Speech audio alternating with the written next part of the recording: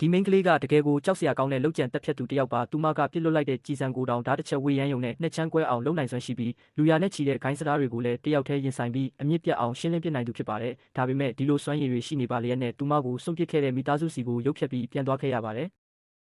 ဘာလို့လဲဆိုတော့လွန်ခဲ့တဲ့နှစ်ပေါင်းများစွာကအိမ်တော်ဦးစီးရဲ့မယားငယ်ဖြစ်သူဟာမိသားစုပိုင်ဆိုင်မှုတွေကိုတိမ့်ပိုက်ဖို့အတွက်သူမရဲ့အမေကိုတက်ပစ်ခဲ့ပြီးကလေးဘဝပဲရှိသေးတဲ့သူမကိုလည်းတောနက်ထဲမှာအသေးခံဖို့ပစ်ထားခဲ့လို့ပါပဲဒါပေမဲ့ကံကြမ္မာကတော့တခြားစီဖြစ်လာခဲ့ပါတယ်ဒီမိန်းကလေးကအသက်ရှင်ကျန်ရစ်ခဲ့ပြီးမတော်တဆအခြေအနေတွေကြောင့်ထိတ်တန့်လုတ်ကျန်တက်ဖြတ်သူတယောက်ဖြစ်ကြီးပြင်းလာခဲ့တာဖြစ်ပါတယ်တနေ့မှာတော့သူမရဲ့မိသားစုကသူမကိုအိမ်ပြန်ခေါ်ခြင်းနဲ့ဆိုတဲ့သတင်းကိုကြားလိုက်ရပါတယ်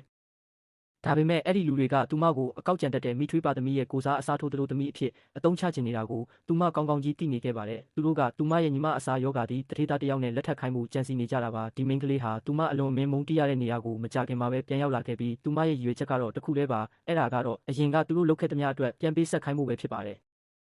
အဲ့ဒီအချိန်မှာအိမ်ကစင်ကျင်တုံတရားမရှိတဲ့အစီခံတချို့ကတော့သူမကိုစင်ရဲမွဲတေနေတဲ့ပုံစံပေါက်တယ်ဆိုပြီးကြွယ်ရမှာအတင်းပြောလောင်ပြောင်နေကြတော့မှသူတို့ဘယ်လိုလူမျိုးကိုတွားပြီးရန်စမိနေပြီလဲဆိုတာကိုလုံးဝမသိကြသေးတာဖြစ်ပါတယ်ဒီမိန်းကလေးရဲ့အကြည့်တစ်ချက်တည်းနဲ့တင်သူတို့တွေဟာတေမင်းရဲ့အရေးအယောင်ကိုခံစားလိုက်ရပါတယ်သူမရဲ့ပြင်းထန်တဲ့အရှိန်ဝါအောက်မှာခုနကတိုးတိုးတိတ်တိတ်အတင်းပြောနေကြတဲ့အစီခံတွေဟာကြောက်လန့်တကြားနဲ့ဒူးထောက်ကျသွားခဲ့ရပါတယ်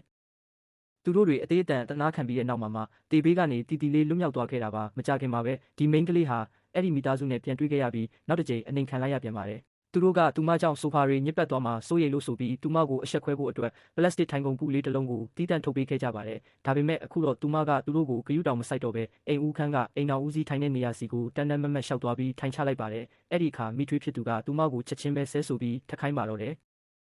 အဲ့ဒီနောက်မှာတော့မိထွေးပါသားဖြစ်တဲ့မောင်လေးကလည်းသူမကိုလူကြီးမိဘတွေကိုမယိုမသေးလုပ်တယ်ဆိုပြီးဒေါသတကြီးနဲ့လက်ညှိုးငေါက်ငေါက်ထိုးပြီးပြောလာပါတယ်အကျိုးဆက်အနေနဲ့ဒီမိန်းကလေးကသူ့ရဲ့ခြေဖမိုးကိုဓာတ်ရိုက်ကန်ထုတ်လိုက်ပြီးလက်တစ်ဖက်ထဲနဲ့တင်သူ့ကိုနှိမ်နှင်းလိုက်ပါတယ်အားလုံးကအံ့အားသင့်ပြီးကြည်နေကြတဲ့ရှေ့မှာတင်ဒီမိန်းကလေးကတခြားလူကိုလက်ညှိုးနဲ့ဘယ်တော့မှမထိုးဖို့သူ့ကိုပြက်ပြက်သားသားသတိပေးလိုက်ပါတယ်ဒါဟာသူမရဲ့ကလေးစားချင်မှုအစပြုခြင်းပဲဖြစ်ပါတယ်